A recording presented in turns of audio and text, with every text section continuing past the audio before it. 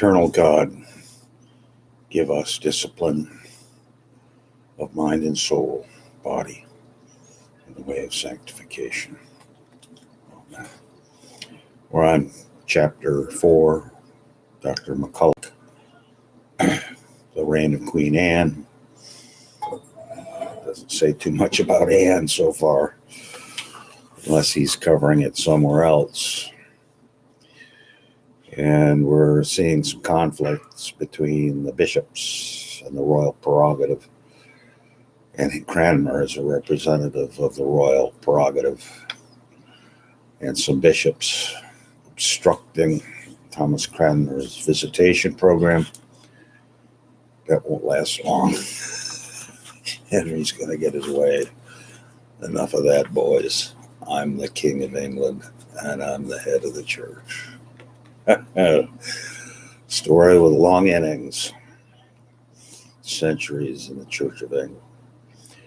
Probably even before, on page 130, probably even before these measures received the royal assent, the king acted on this new clarification of the royal prerogative.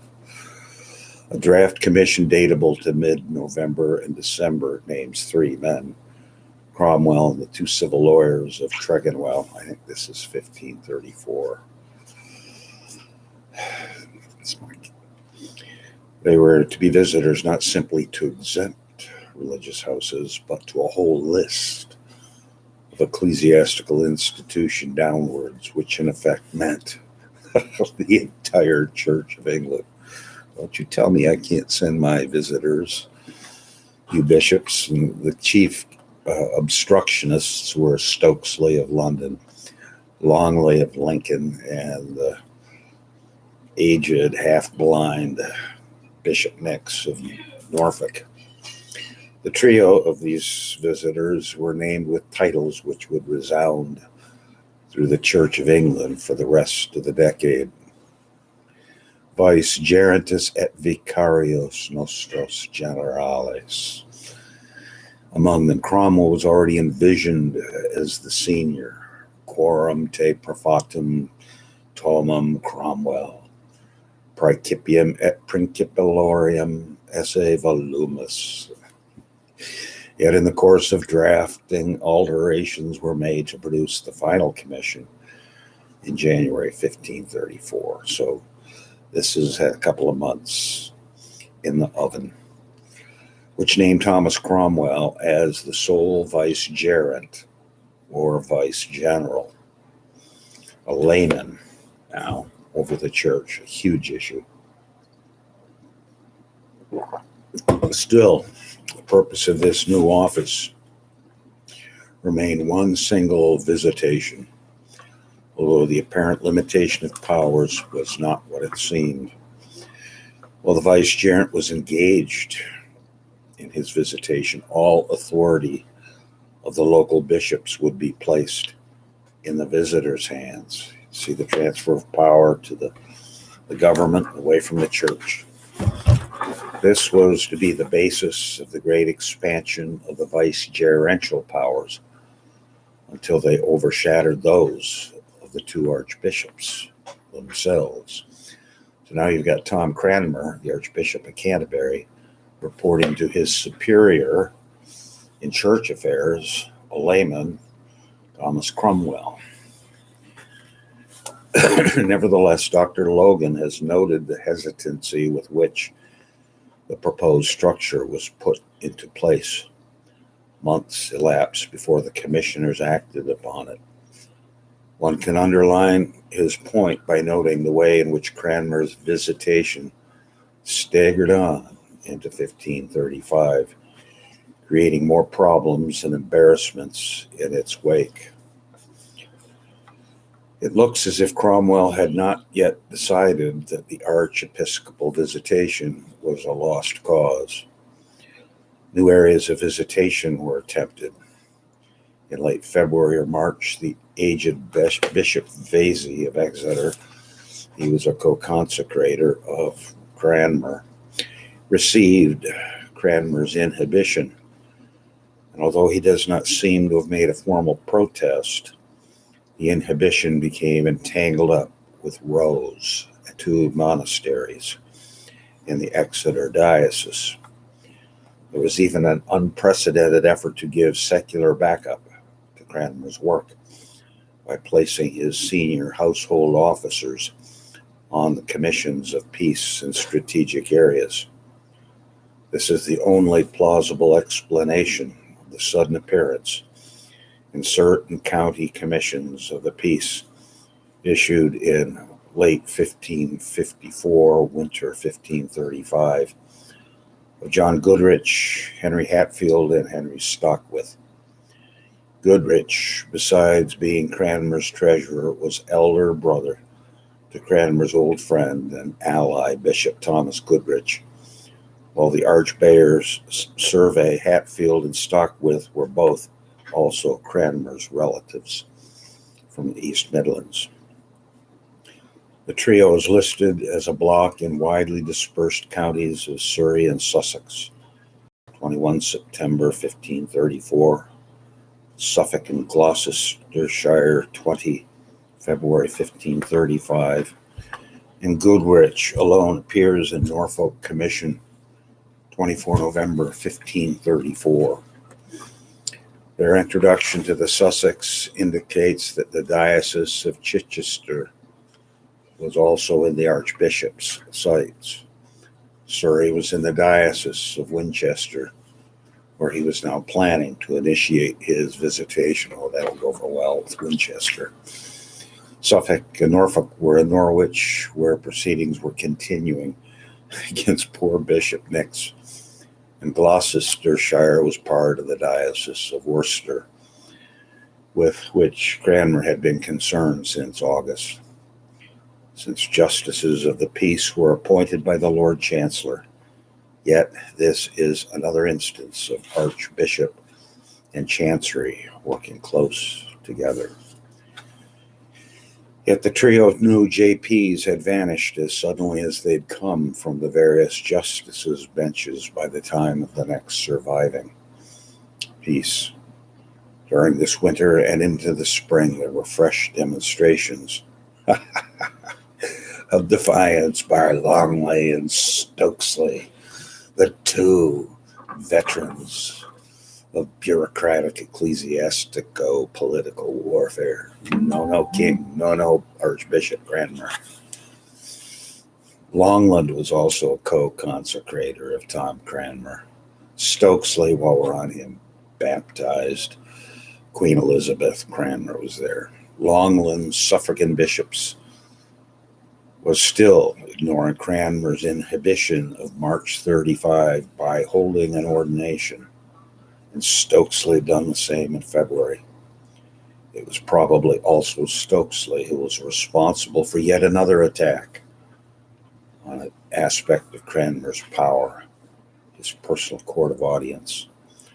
From this we have only the final retort of the attacker, following 2 lost documents and an injured protestation of Cranmer replying to the initial assault on the audience court. In his retort, the attacker widened his attack from the audience court to the province of Canterbury's appeal court, Court of Arches, whose presence in a Canterbury peculiar in the heart of the Diocese of London was of particular concern to Stokesley.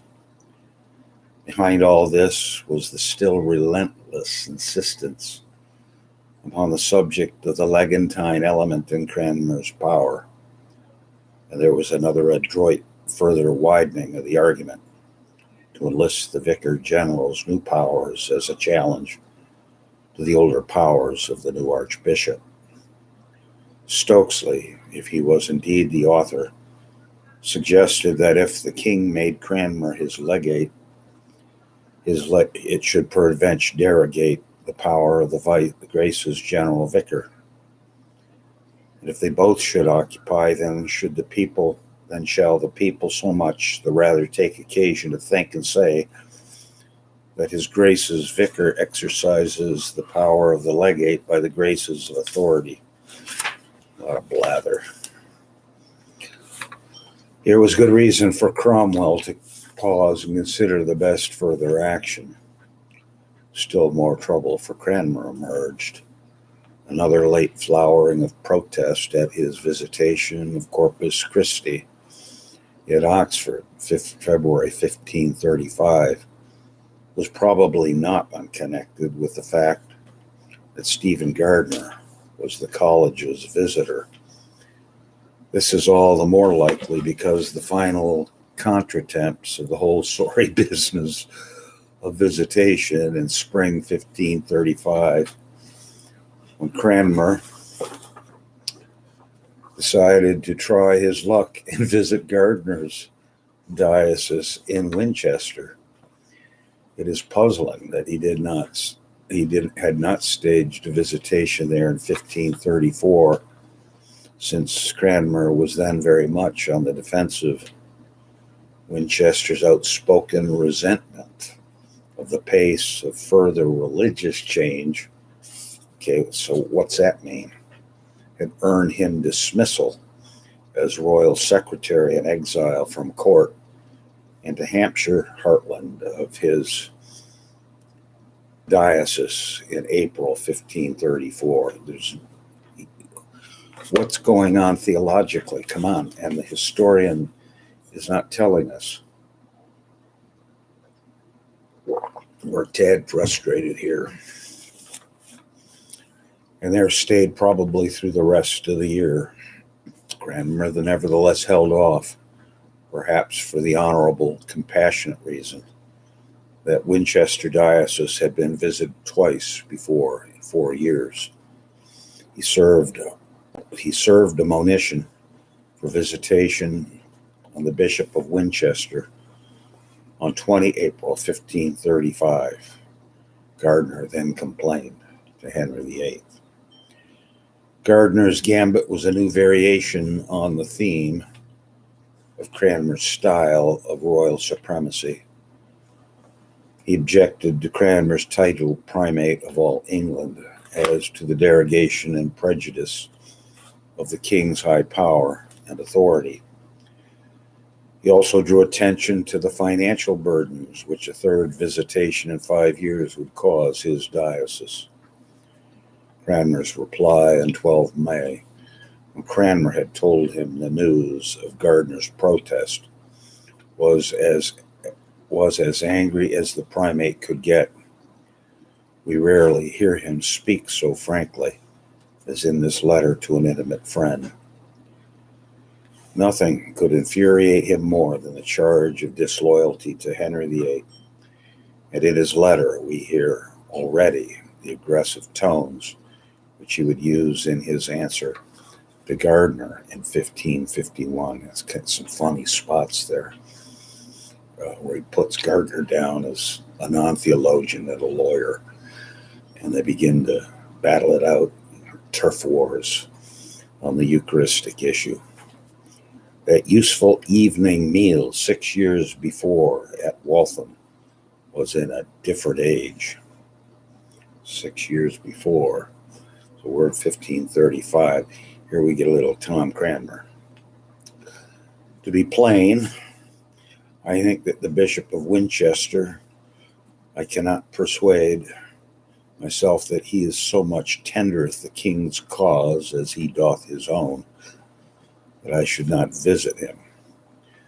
The issue seems to have hurt the Archbishop to the quick, injuring his own self-esteem at a deep level, and there rumbled out a cry of frustration, which had probably been building up through 12 months of episcopal maneuvering from his supposed colleagues.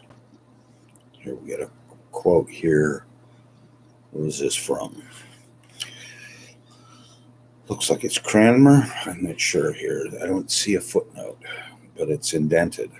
For I pray God never be merciful unto me at the general judgment, if I perceive in my heart that I set more by any title, name, or style than I write, than I do by the paring of an apple, farther than it shall serve to be setting forth for God's will and word. Yet I will not utter excuse me therein, For God must be judge, who knoweth the bottom of my heart, and so do I not myself, but I speak for myself. Does Mom want to talk to me? No. For many evil affections lie lurking there, and will not be lightly espied. But yet I would most gladly leave any just thing at his pleasure. The suit of the Bishop of Winchester, he being none otherwise affectionate unto me than he is. And I wish there was a footnote to that quote. That's not so hot. And it's very unlike our esteemed professor here. In fury, Cranmer came close to saying what he thought of Gardiner's real motives and obstructiveness. Stokesley, Longland, and Gardiner had genuine fears about their position in the wake of the momentous legislation that recognized royal supremacy. However, to suppose that their recalcitrance was entirely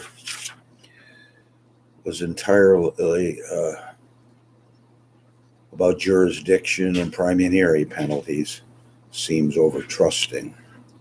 Footnote 158. However, to suppose the bishops involved were those most resistant to the evangelical program of Cromwell and Cranmer. Next had earned himself notoriety among evangelicals by burning Thomas Bilney in 1531. Stokesley and Gardiner had not promoted the royal annulment merely to set a fifth column of evangelicals' use to take over the church. Where's the theological discussion here? We have seen both of them involved in a campaign to gag and destroy Hugh Latimer during 1532 and 1533. Over what, though? Let's get a bullet point. Let's get a word PowerPoint presentation here. It would be naive to think that the two old colleagues who were such shrewd operators were not passing notes between their respective palaces at Fulham and Southwark. Perhaps it was Cranmer's letter that finally made Cromwell realize that now was the time to change tack and activate the vice-gerency, for it was only during the summer of 1535 that he began exercising his new powers and started on his visitation. The metropolitical visitation was still staggering on in early summer, but a decision was formally made to end it on August 1, 1535. In September, inhibitions were issued to the two archbishops, ordering them in turn to inform the bishops in their provinces of the suspension of their authority. Finally, the shadow of Canterbury's legantine jurisdiction had been banished. Almost immediately, the drastic practical implications of the total freezing of normal church chains of command was eased by the issuing of vice-gerential licenses to bishops, including Cranmer himself, and to others for various purposes, ordaining, confirming, proving wills, and the like. A special vice-gerential office was set up to issue these dispensations, and from January 1536 onwards, there was even a vice-gerential court of probate for wills of exceptional value. The final stage of the process came in summer 1536, when Cromwell was made high vicar over the spirituality under the king, and sat divers times in the Convocation house among the bishops as head over them. His powers had now been extended because his visitation, the original reason for granting them, had run its course. By 1537, or would be calling his own, vice-gerential synods, which combined clerical representatives from both provinces of Canterbury and York. The ultimate symbol of the new position was his promotion above the Archbishop of Canterbury in the ranking of precedence in the House of Lords in May 1539. It is only the accident of Cromwell's fall and the loss virtually of all the archives of his activity which have prevented us from seeing clearly the workings of this remarkable outgrowth of royal supremacy. By this complex evolution of institutions, the royal supremacy was at last given a clear structure by which it could be exercised in practice. The objections of the conservative bishops during Cranmer's 1534 visitation had been neatly outflanked by the government moving the goalposts. Dr. Logan is probably correct, against many earlier commentators, in seeing the process as ad hoc reactions to situations as they arose, rather than from a result of a planned strategy. Yet one can see the hand of Cromwell at every stage, from the act of restraint of appeals onwards. When it was clear in late 1533 to early 1534 that papal authority was to be ditched, Cromwell's first strategy seems to have been an unequal partnership between himself and Cranmer, in which the Archbishop should play the main public role, but under controls institutionally expressed by the various links to Chancery, which the legislation of 1534. It is not surprising that Cromwell should think thus, for during the process of unraveling the king's first marriage in the spring of 1533, Cranmer had indeed played the leading role in the formal business, while Cromwell directed events behind the scenes. We've already mentioned Cromwell's proposal of 1533-34 that Cranmer should publish a pamphlet addressed to the nation's clergy. This would formally defend the Archbishop's own proceedings in the divorce and sternly exhort his clerical subordinates to exercise their ministry, to ease the people of the burdens rather than to eschew labor and travail. I am very pure, Cromwell continued, with an interesting blend of realism about the clergy and idealism about the laity, though he could never bring his purpose about. Yet should he by this mean greatly content the people's mind and make them think that they are happy thus to be rid of the Pope's oppression, and that the Archbishop is a perfect and good bishop. Here was a continuing vision of an evangelical archbishop on the public stage. What does that mean? And I've got footnotes in this of earlier frustrations going through with Prof. MacCulloch.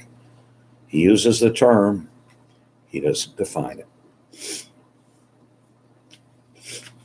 1534-35, exactly what is the content of that?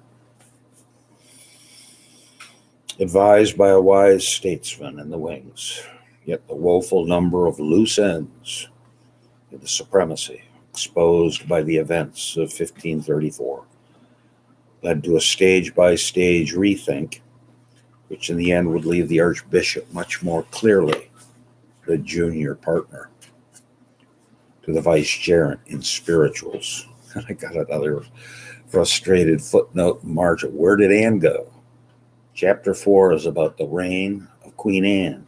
Well, she disappeared. As Dr. Ayres succinctly puts it, from 1535, Ayres is a good scholar here, Cranmer as the principal minister. Cromwell effectively eclipsed Thomas Cranwell as the principal minister of the king's spiritual jurisdiction. Okay. Cranmer, for instance, had virtually nothing to do, with the dissolution of the monasteries, nunneries, and friaries, one of the most permanent results of the Reformation in the 1530s, and whose story can be told virtually without reference to him, Cranmer. Yet there's no evidence that Cranmer resented his position. The previous few years had revealed both his strengths and his weaknesses. He'd shown himself to be a popular and successful diplomat and an exceptional researcher and deviser of texts for difficult and complex problems, but he was no politician. He lacked the political ruthlessness or deviousness to outface even clerical politicians like Stokesley and Gardiner, let alone the hard-faced nobleman on the king's council. This was best left to Cromwell. The two men valued each other's skills and recognized how their talents could be complementary in striving for common evangelical goals, which he does not define again. Using an awfully big word there, Professor. We understand Luther's in the background. We know that's all going on. There's volumes going on, but we'll see. On we go here. A clear, although topsy-turvy, piece of evidence for Cranmer and Cromwell's special relationship is the one surviving letter book for Cranmer's outgoing correspondence, of which we've already made much use. British Library Manuscript Harley, 6148. A remarkable feature of this book, which covers Cranmer's archiepiscopal correspondence from 1533 to 35, is that it contains hardly a single letter from Cranmer to Cromwell, despite transcribing Cranmer's letters to other key figures, including the king himself. Cranmer must have kept a separate file for his letters to his chief ally in politics. It would be the Vice-gerent who would take the lead in guiding Cranmer through the political crisis of the spring of 1536, which destroyed his great patroness and brought her reign to an end. Let us pray. Glory be to the Father, to the Son, and Holy Ghost.